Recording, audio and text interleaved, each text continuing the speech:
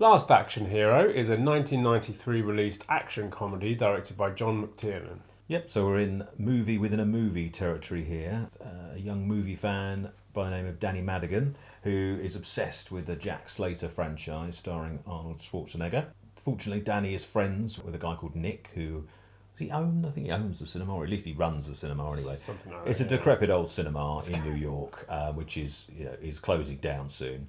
Nick tells him that he's got a print of Jack Slater 4, the latest one, and he's going to be checking it at midnight, and he invites Danny along, for a private screening. Danny enthusiastically accepts. Before he allows Danny into the auditorium, Nick gives him a magic ticket that was given to him by Houdini when he was a kid, but he's always been too scared to try it out. Houdini told him it was open doors to new worlds or something. I can't remember the exact quote, but he was never brave enough to actually see what happened. So anyway, he tears the ticket in half, as was the tradition at some cinemas back in the day. So Danny goes into the auditorium, and when the film starts, the magic of the ticket starts to work, and he suddenly finds himself transported into the film, partnering up with Jack Slater and trying to convince Jack that he's actually in a film by telling him where the bad guys are and other various information. So this is our final week of our month of box office misses. Last Action Hero. Yep. Schwarzenegger, our first Schwarzenegger film in all this time, which is bizarre because we're both, Schwarzenegger fans. He's done some great films in his career. Mm-hmm. Well, yeah, like our title of our theme suggests, this is another box office miss. It is. I mean, compared to the others we've featured, not quite as much of a miss, but obviously being a Schwarzenegger film, it was, the studio had big hopes for it. You've got John McTiernan in charge, who, had big success with Predator and Die Hard. And obviously, back in the 90s, Schwarzenegger, in the 80s, Schwarzenegger could draw punters in, put bums on seats, so to speak. So, and obviously he'd had a huge hit, Terminator 2, a couple of years before. Yeah, the studio had big hopes. And the budget was $85 million. But domestically in the States, it only took just over $50 million. I mean, it did make its money back. I think internationally it made over $80 million. So overall, it did make its money back, but not to the degree that the studio had hoped. I think it was released the week after Jurassic Park, wasn't it? Which, of course, massively hyped. I think it was the biggest film of the year. Made far more money than this did by a long way. I don't think, it was a bit like Big Trouble, where they didn't quite know how to market it because it's a bit of a strange one. Yeah, not a complete miss like the others, but yeah, didn't quite perform to expectations. The test screenings beforehand as well didn't do it any favours. There was a bit of bad word of mouth before it was released, and I don't think it reviewed particularly well. So there was lots against it, to be honest. No, I mean it is a strange one. It's a bit like, it's a little bit like Big Trouble, like you say, in the way it was tricky marketing it, but it is kind of, it's a genre mashup a little bit, and it's also a little bit like Hudson Hawk that we did, which is it's kind of this strange weird comedy as well, which doesn't always hit the mark. No, this is one that when I was younger I loved this film. I mean, I had a huge, and I still do to a point. I haven't seen it for a long time, but I had a lot of time for this movie when I was younger. I think because a couple of reasons. I think it was like a combination, and I said, talk about genre mashup. I mean, it's a combination of the kind of 80s fantasy films that I grew up loving and the kind of 90s or late 80s, early 90s action movies that I was also digging at that time. The Bruce Willis and Arnold Schwarzenegger and Sylvester Stallone, big fan of Tango and Cash with Sylvester Stallone and Kurt Russell, and obviously John McTiernan had done Die Hard and had done Predator, was another film I loved growing up. So it was a kind of combination of those two things. It also had a really cool soundtrack, It's one of these films that had a great soundtrack, It had Megadeth on the soundtrack. Well, I was a big fan of Megadeth. Alice in Chains, big fan of Alice in Chains. This is as close as I could get to Alice in Chains, I'm afraid, Mad Susan, who aren't on the soundtrack. But it had, cool soundtrack, cool stuff in it. The idea of this kid kind of, jumping into the movies, which, when you're younger and...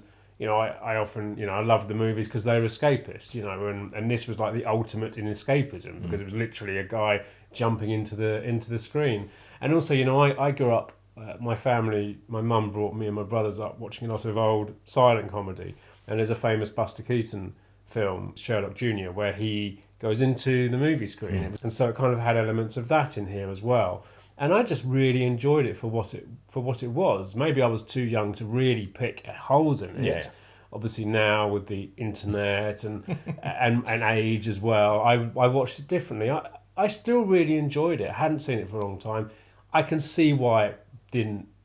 I can see why it was a bit of a not a huge miss, like you say, but I can see why perhaps it didn't work. It is a peculiar film. It doesn't always hit. There's some very strange things going on there that don't always make a lot of sense, which we might talk about later.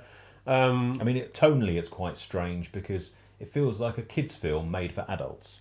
Because your main protagonist is a kid, but it's quite violent. Yeah. You know, in the States it was PG-13, over here it was a 15. So not really made for kids. I would say it skews slightly, you know, the main Danny skews slightly younger than 15, I would say. I mean, obviously his age is younger than 15, but his sort of... A 15-year-old maybe wouldn't be as interested in him as a main character. I don't know, because he's a little bit too young to sort of relate to, perhaps. I don't know, but... It's quite similar to Terminator 2, because obviously in Terminator 2 you have a young kid who's in on the action. But whereas that film is a much more of an adult film, this one, you're right, it kind of, because it had that kind of fantasy element and a kid going to the cinema, it made it, you're right, it was an odd feeling because it's quite violent at times, but then it also feels a bit like a kid's movie. Yeah. So it is a strange combination of those two things. There's a really fascinating article I found on Empire Online, which talks about the making of the film, and it talks with... So Shane Black was brought in to write it, but the original concept was written by two film students, Zach Penn and Adam Leff, and they talk in this article about how, in their eyes, like I said again, genre mashup. In their eyes, they were thinking of someone like, although they respected John McTiernan a lot because of what he'd done before, they kind of thought of someone like Robert Zemeckis. Or John Landis making a film like this, because they were known for kind of mashing genres together, and their kind of sense of, you know, awareness and comedy and timing and all that kind of thing possibly would have worked in its favour. And yeah, I can totally see that. I mean, that's the thing. It's a satire of action movies, but then it's made by people who are famous for making action. So you've got John McTiernan, and you've got Michael Kamen doing the score, who of course did Die Hard and Lethal Weapon, and there's even hints of those scores in there. Yeah. You've got Arnie, you know, the biggest action star there was. Yeah. It's parodying. They're parodying themselves. A little bit. It's kind of it's it's not quite. It's a bit confusing. I mean, it's not trying to be sort of Hot Shots or anything like that, which, you know, obviously is a complete parody. But, you know, and Shane Black in there as well, who obviously wrote Lethal Weapon and was in Predator. And, too many people who were directly involved in those kinds of films making a film that was satirising those films. It doesn't really make sense. Yeah, and I think there's too many jokey... I mean, we were talking before we started filming, you know, so there's this whole scene. So it obviously takes place in this kind of fictional Los Angeles. But then within that world is the police station that they go into. There is a great moment at that. I mean, most of you will know this because you've probably seen the film when they first go into the police. I love that shot when they first go in because you see Sharon Stone, who obviously as her character, Catherine Trammell from Basic Instinct, and then the camera sweeps across, and you very quickly you get Robert Patrick walk past the camera playing T-1000 from Terminator 2. Then they go into this police station, and it's like the weirdest police station on Earth. I know it's in a film set, but it's like, as I said to you earlier, you know, the main weird thing I found, and I remember thinking it weird at the time, was you've got this cartoon cat in there. What? There's no other cartoon characters in this world, no. So it just feels like it's poking fun for the sake of poking fun at some of the time. It's like a shared universe between lots of different films, but then that's not really referenced in any way, so it doesn't. It's only in that police station. Everything else is quite normal outside of that world, apart from the odd movie like tropes that everyone's good looking and things like that. And obviously that is referenced by Danny in the film. But inside the police station, it's this very weird place, which doesn't really fit like it fits like in the rest of the movie universe in there. It's a very odd film, but it's got some great stuff in there. Obviously, we're littered with cameos. I think Arnold Schwarzenegger was executive producer, and he had a lot of I think he had a lot of fun because he was like finally had a lot of say in what he could and could do on set. And in that article, Austin O'Brien, who plays Danny Madigan, is talking about, Arnie would kind of flick through his address book and be like, oh, would you like to be in my movie? And he was like, he called up Robert Patrick and was like, come and do my movie, do what you did in Wayne's World, but in my movie. Of course, instead. he does it in Wayne's World. As well, yeah. And he's like, come and do it in my movie as well. He must have got a bit tired of being T-1000. Possibly, yeah. But so there is, and there's others. I mean, Danny DeVito provides the voice of the cartoon cat, and of course he was in Twins and Junior with Arnold Schwarzenegger. There's quite a few links in here to Arnold Schwarzenegger. Jim Belushi's in there, and of course he was in Red Heat with him. Jean-Claude Van Damme, of course, he was originally the Predator before they changed the costume and booted him off. Yeah, that's true. So I mean, that's the other thing. There's lots of cameos who play themselves. But then there's also lots of other. I mean, there's obviously a main cast, but then there's a few cameos within the movie world, like Robert Patrick and Sharon Stone.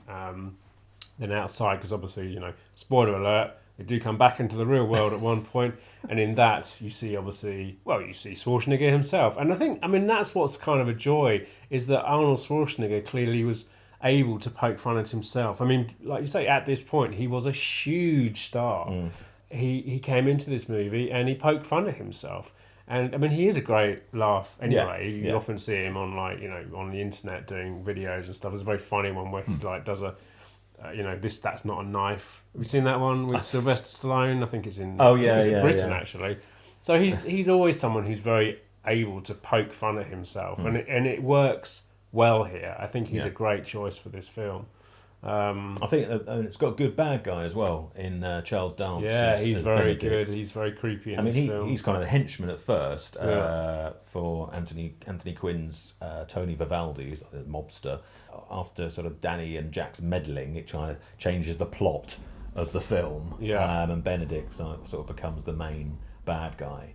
And again, spoiler, he manages to get into the real world as well. There's some interesting stuff going on. I mean, I think there's stuff from the original script that is still in there that hints at sort of deeper themes and meanings and stuff. And at one point, because Benedict gets hold of the magic ticket, he speaks to camera. He breaks the fourth wall and talks to the audience. And as the camera pans, you can see the crew reflected in the background. Whether it's intentional, don't know, but it wouldn't surprise me if it was.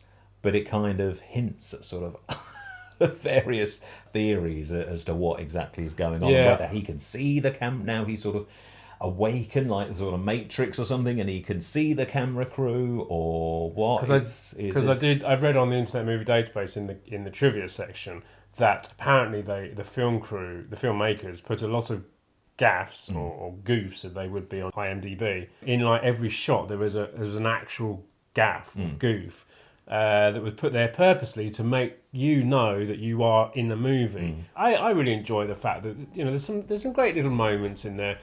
That moment when Charles Dance's character, I mean, when he first has it and it starts to sparkle in his hand, and he kind of he puts his hand on the wall and his hand goes through it a bit. That's quite cool. Anyway, he puts his hand through it, and then the Twilight Zone theme plays over the top of it, which I really liked, and he kind of just turns around and he's like, huh? That's just a great moment. I think there's lots of little things in there which, if you're a fan of cinema and you grew up watching a lot of different films, you see you see the links. There's things in there that I didn't maybe get at the time that I got this time. I mean, there's a great scene in there when Danny he's late to school. So at the beginning he's at the cinema, and then Nick, this old projectionist or owner of the cinema, tells him, he better go off to school. And he gets to school, and then his teacher in school is played by Joan Plowright, who's a famous British actress, who makes a joke because she's showing Hamlet on the screen with Laurence Olivier. And of course, she was married to Laurence Olivier. That when I first watched this film, I didn't know that. So little things like that are in there, which are great fun. And it's fun just spotting those, nods to other films and things. Talking about that scene, obviously Danny imagines Arnie within Hamlet. Hilarious. To be or not to be, not to be. It's great. But it kind of hints at Danny's state of mind, perhaps, that he's completely obsessed, not Really? only with films, Dangerously. but perhaps violence as well. And he's seen far too many violent films, and it's affected him psychologically. Again, that's stuff, it's another one of those things that's kind of hinted at, and you could kind of read into it what you want. Yeah, and towards the end, it gets a little bit depressing when Benedict is in the real world. And he's this sort of menacing bad guy, but then he's sort of scared and unnerved by our real world because of the crime and violence that's going on around. Somebody's being killed for their shoes, and he's like, "What?" I mean, you can theorise with any film any film that has a sort of odd, a fantastical other world that you go and visit. Yeah. You could read into that various things. Is it all in this character's head, or are they asleep, or whatever? Is it a dream? You can kind of read that sort of thing into many films like that. So I don't think that's exclusive to this film. No. But yeah, I mean, there's certainly things in there that you can that help those kinds of theories. I mean, near the beginning of the film, just before Danny's going to go out to the movies at midnight, obviously he's home alone because his mum works night. His mum's played by Mercedes Rule, by the way. Great actress who we've talked about before in Fisher King. That's right, yeah. And he's home alone. He lives in a rough part of town, and he's a bit scared to go out. So he opens the door, and then somebody shuffles past, and he quickly shuts the door again. And then he builds up his courage and opens the door. And then somebody pushes in and he's gonna, like a home invasion, and wants to rob him. And that whole scene is quite scary and quite grim and gritty, and quite out of place with the rest of the film. Again, that hints to other things going on, either with Danny, or is this whole thing a fantasy that he's concocted, or who knows? There are the odd. When they come back to this world, the real world. Near the end, it's a bit gritty at times. Even the whole section. The beginning of the film, in the film within the film, in it, of course, Jack Slater's son is killed by Tom Noonan's character, which itself is quite a dark moment, which doesn't really play out again in the world that Danny Manigan himself goes into. It's quite strange. There's kind of fleeting moments of maybe the original script and then the script that Shane Black wrote. I don't know what came from what. I was reading on the IMDb that apparently there's elements lifted from a book called The Meandering Corpse. I couldn't get the exact bit that was lifted, but The Meandering Corpse, I think it was possibly in when the funeral takes place, right, and then the this mob boss. And then that's all weird because there's lots of like fart jokes in there which are a bit peculiar. It's a very odd film when you watch it back now. I still enjoyed it, it's still great fun, and it's always great to watch Schwarzenegger anyway. Yeah. So it's a film where you can pick lots and lots of holes in it. Hundreds. And the humour doesn't always hit as it should. It's lots of fun. Arnie's having a whale of a time. Yeah, and it's got some great lines. It's got some great jokes in there. One of my favourite ones I always remember is when Schwarzenegger falls into this like tar, isn't it, or something, and he gets out and he get towel and he just wipes it on his face. And Danny's like, tar sticks to some people, which is I love that. And there's lots of moments like that within the film. There's a running gag with how he's, he says, "I'll be back" in every film. Yeah, but we have it on DVD. You have it on DVD. Yeah. I used to have it on VHS. I don't think I've got it on DVD anymore. I can't remember if I had it on VHS, but it's just come out on 4K recently, right. Which I think has got deleted scenes, which I don't think have been on any release before that I'm aware of. I had a look on YouTube and somebody's uploaded them on YouTube already. None of them were particularly worth keeping in the film, to be honest. There's nothing amazing. I think the 4K's got a commentary on it as well, which I don't think is new. It's John McTiernan. I think maybe it was on a Laserdisc back in the day, but it's not on the DVD, and it's not been on any Blu-rays. So I think they must have dug that out of the vaults or something from the Laserdisc, perhaps. But it's got a short behind the scenes on it, and And the AC/DC music video, which is another great song on the soundtrack. I mean, that was the thing, like a lot of soundtracks back in the 90s and 80s, they were songs made specifically for the films, and you can only get those songs on the soundtrack. That AC/DC song's not on any of their albums. I think neither of the Alice in Chains songs are on any of their albums. So, I mean, I've got the soundtrack at home. It's got some good stuff on it. Yeah, I think most of those songs have been released on like B-sides maybe. B-sides or compilations. I think the Alice in Chains one is on the Music Box sound. Oh, probably, but that was like a compilation of all sorts of stuff, wasn't it? Yeah. And Megadeth's Angry Again is on. I think it's on. Was it on? What's that? Was it Hidden Treasures? Maybe I can't remember. Long time ago. That's on there. But at the time they were. At the time, it was you couldn't exclusive to them. Exactly. I mean, not all the songs. I mean, there's a Cypress Hill one, which is an album track. It's a cool soundtrack.